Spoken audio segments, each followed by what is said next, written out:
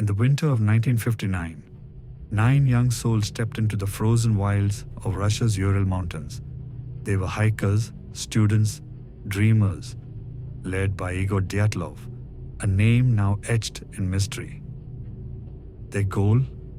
To conquer Otorten, a peak as beautiful as it was brutal. Laughter filled their breath, their diaries brimming with hope. They didn't know they were walking toward a place the Mansi people called Kolatsiakhl, Dead Mountain. February 1st. The wind howled like a living thing as the group reached a slope on Dead Mountain. Exhausted, they carved a hollow in the snow and pitched their tent. It was a simple act, one they'd done countless times, but this time they'd chosen a place where something waited. Their cameras captured the moment, smiles frozen in time, unaware of the horror creeping closer. That night, something tore through their world. Not a sound, not a warning, just a force so terrifying it drove them to madness. They didn't unzip the tent. They slashed it open from the inside, their knives carving desperate paths to escape. Barefoot, half-clothed, they fled into the dark, the cold swallowing their screams. What could scare 9 seasoned hikers into abandoning all reason? Weeks passed before searchers found them.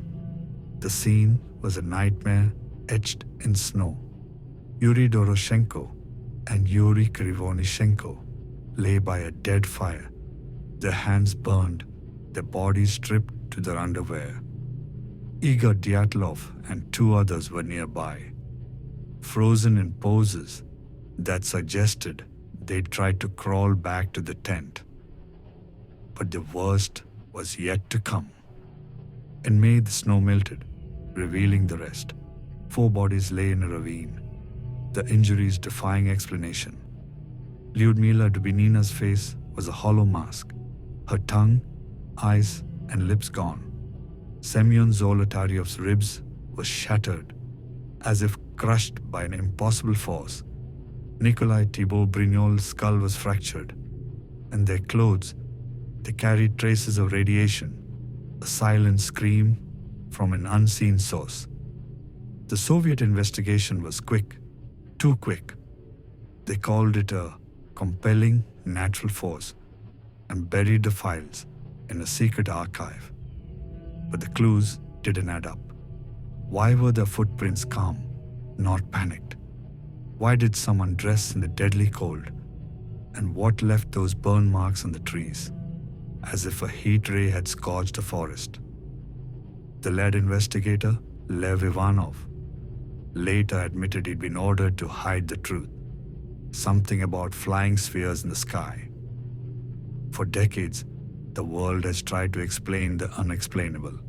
An avalanche, some say, but the slope was too gentle, and no snow slide was found.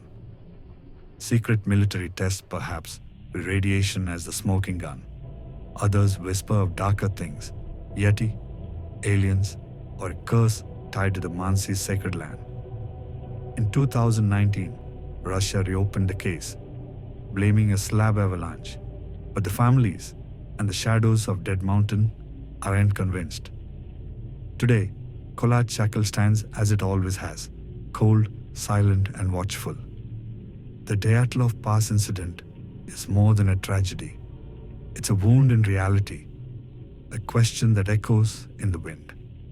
Were they victims of nature's fury, the government's secrets, or something older, something that doesn't belong in our world? The truth lies out there, buried in the snow, waiting for someone brave or foolish enough to find it. The Dyatlov Pass Incident remains one of history's darkest enigmas. 9 lives lost to a force we may never name. What do you think stirred in the shadows that night? Share your thoughts if you dare.